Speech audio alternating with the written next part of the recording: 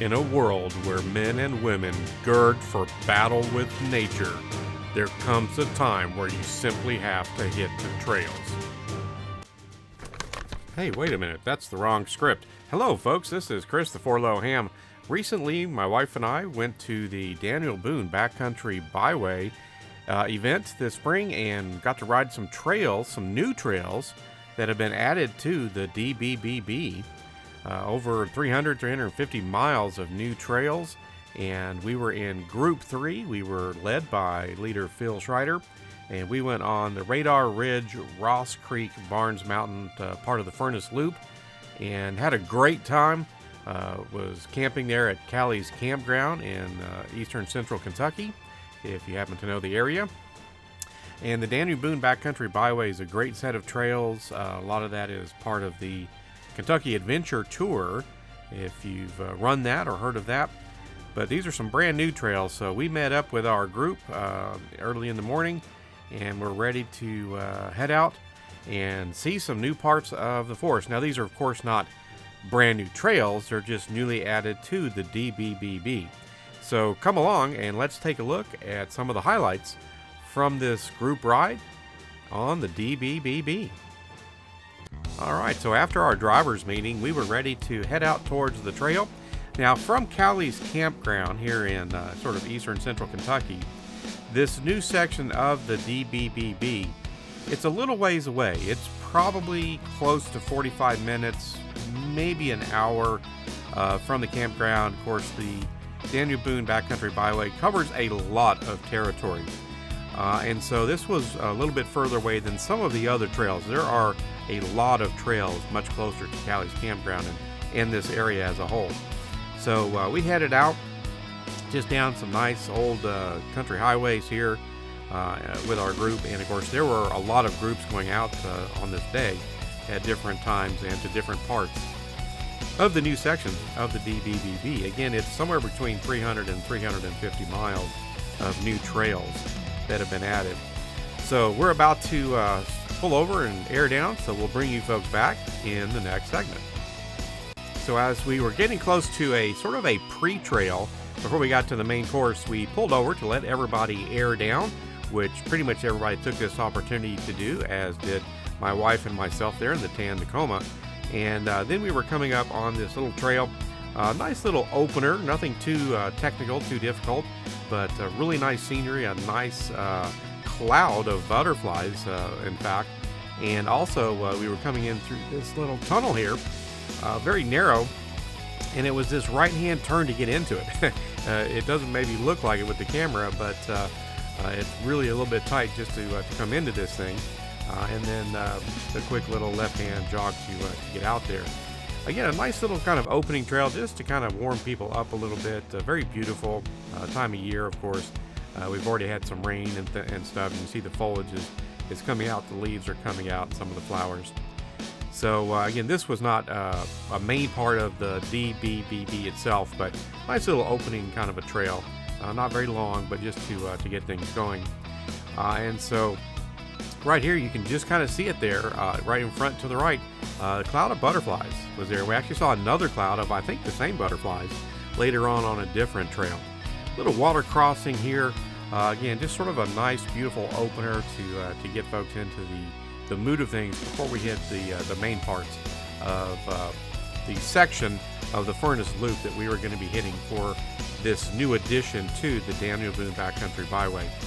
When you're in some of these trails here in the east, and especially if they are actually very old roads, very old county roads, you'll see those cut-throughs like that, where when there's a lot of mud in the area, you'll see where that trail has been cut down several feet, 3, 4, 5 or more feet into the hillside, because some of these are actually really old roads and are really on the books as county roads. You can see here, this is a very deep cut through into the mud because this has been used for a long time and has gotten turned over and used primarily for off-roading activities these days, but it's probably 7-8 feet deep into the mud there. Again, a lot of these are used to be county roads. A lot of them have been decommissioned as blacktop has been put in various places, of course, around the state.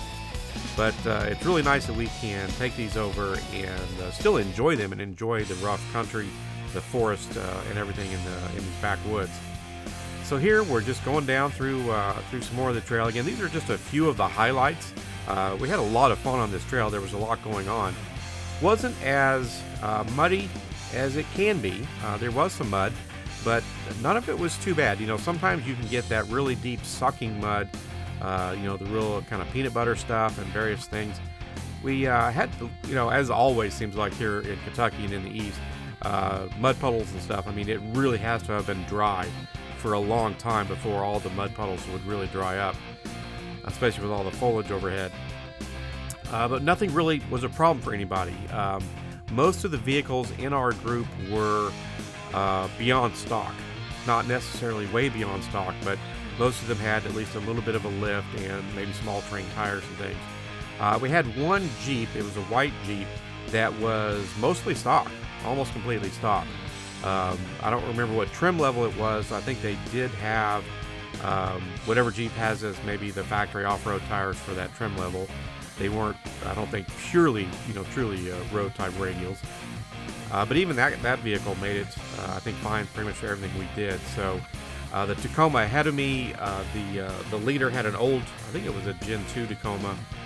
There's a third gen gray Tacoma ahead of me, and then my tan Tacoma.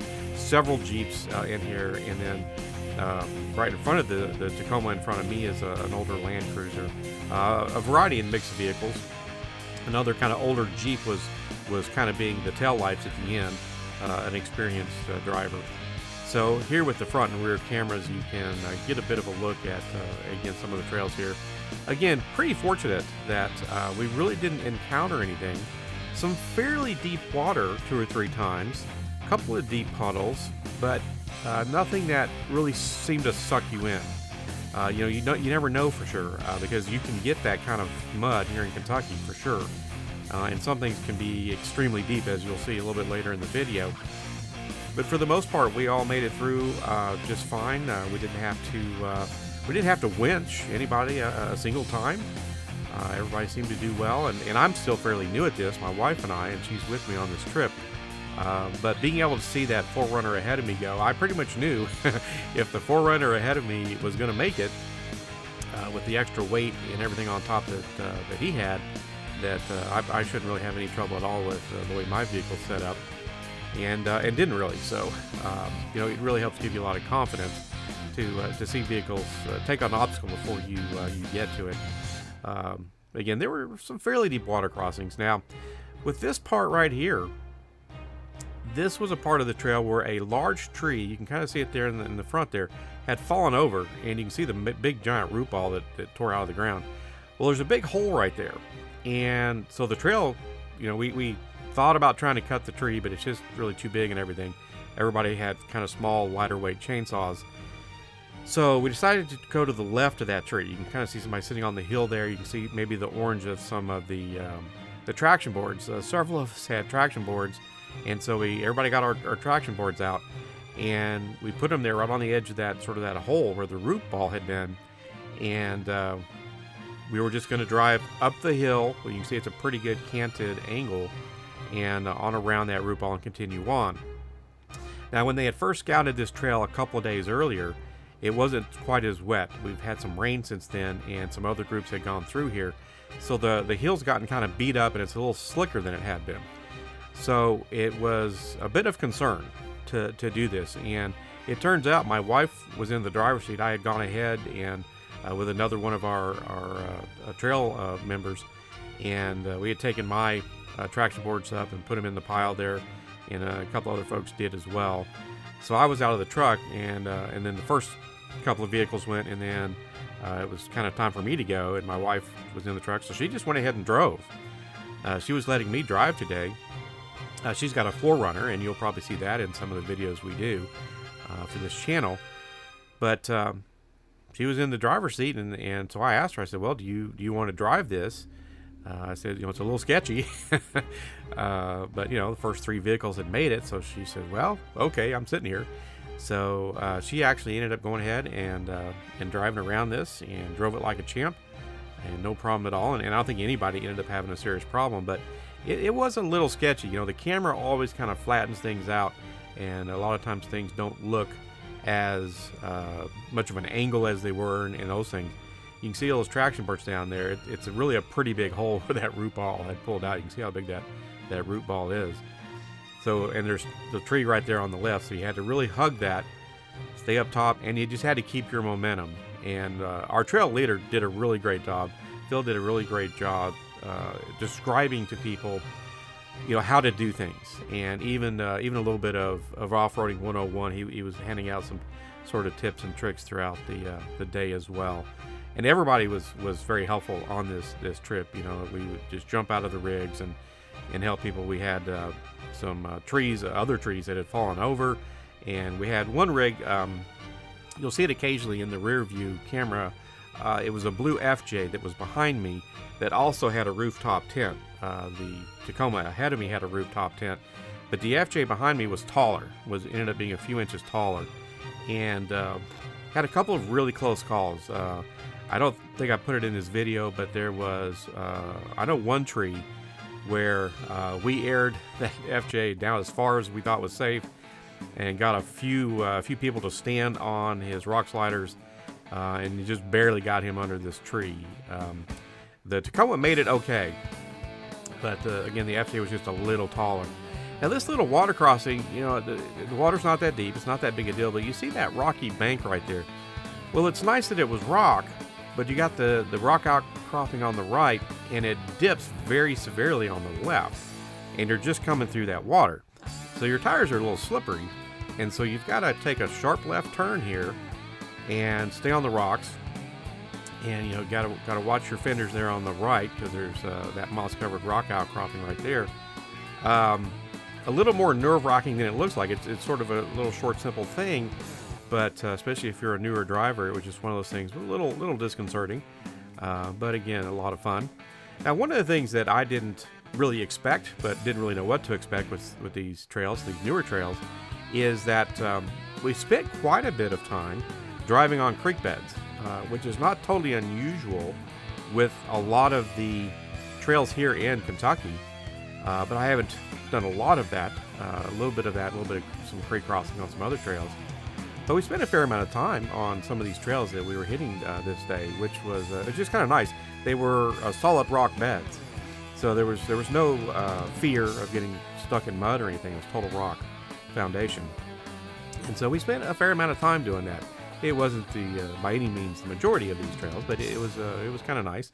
It helped it stay kind of cool, especially with the foliage coming in, because of course it can be very warm and humid in a state like Kentucky. So yeah, you can just see us heading through some of these parts of the trail there, and you know, it's just kind of a lot of fun.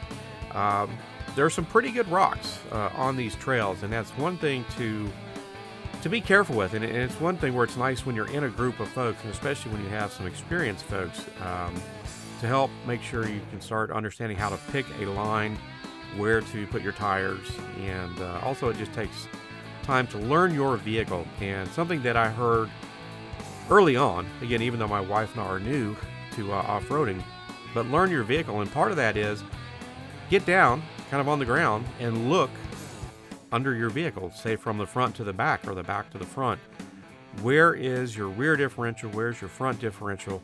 Where are the components that stick down lower than the rest? And sometimes they're in the center of the vehicle, sometimes they may be offset one side or the other. Learn your vehicle so that you kind of know where to put those bigger rocks and things. There's one of those trees that was quite low that we went under. We went under a couple of those. Here, just another water crossing, a little bit deeper, not too bad. This one was doesn't really look like it here, but I think it was probably 14, 16 inches, somewhere in there, and then coming across. Some pretty narrow parts here. We had lots, and I mean lots of opportunity for additional Kentucky pinstripes. Some of these trails haven't been used that much. They'll get used more now, I'm sure, that it's part of the DBBB. But you know, that's always, again, something to consider if you decide to get into off-roading. You're probably going to pick up some scratches and things. And so if you've got a brand new vehicle, if it's your daily driver, which my wife and my vehicles are, be prepared for that. You're probably going to pick up a few scratches. Not always super deep, but it's just part of it. Again, here's one of those areas where a pretty steep little downturn into a shallow water crossing, and then coming out the other side. Again, the camera sort of flattens things out, and there were some more technical, some more steeper, and lots of sharp turns and some pretty narrow parts between trees. We'll see a little bit more of that coming up as well. But a lot of fun. Again, not anything where you would expect to typically get severe damage to a vehicle. Could you catch a quarter panel on something? Maybe. As you'll see, actually the Tacoma ahead of me, right towards the end, ripped off the passenger side chrome sort of cap there on the back bumper. And he said that was the 4th time they've done that in that vehicle. I actually ripped off a fairly small triangle of plastic on my rear bumper. Not any big deal, nothing functional. Just caught it on a rock or a root right there, kind of towards the end as well. But other than that, maybe a few pinstripes on this trip. One of the nice things about the quicksand color of my Tacoma is it hides that kind of stuff really well. Again, some more water, some more creek going down through there. So again, these are some nice new trails in the sort of the medium level of things. It's not just what your vehicle is capable of, it's what you personally are comfortable with and have knowledge about. So signing up for these group rides like this so that you've got experienced people, and especially an experienced leader who can, if you request and say, hey, I could really use a spotter for this obstacle, they're more than willing to jump out of the vehicle and come back and help you. And we had several folks who were very, very helpful on this group. It had quite a bit of water at the bottom, but one of our adventurous Jeepers wanted to take a look at this, and since he had plenty of help on hand, we all pulled over. There was a nice bypass, and he gave it all he could. He tried probably at least 10 or 12 times to try to get through this pit. In fact, by the time he was done, all the water was pretty much out of this pit, and his black Jeep was no longer black. It was totally the color of the mud right there. But he really gave it all he could, and we've got a little more footage coming up with him trying to do this. So, it was a perfect opportunity because, again, we had plenty of folks that could help him out. And he almost made it. By the time he finally decided to throw in the towel, he only needed a little bit of a tug to get over the front hump there. So let's take a watch at some of his attempts here, and we'll bring you folks right back.